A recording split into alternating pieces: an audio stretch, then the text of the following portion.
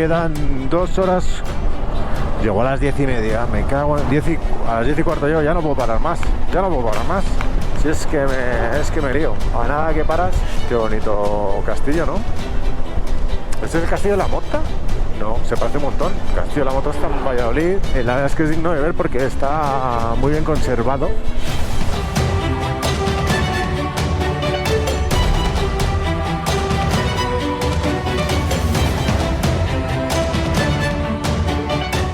Y está en Medina del Campo.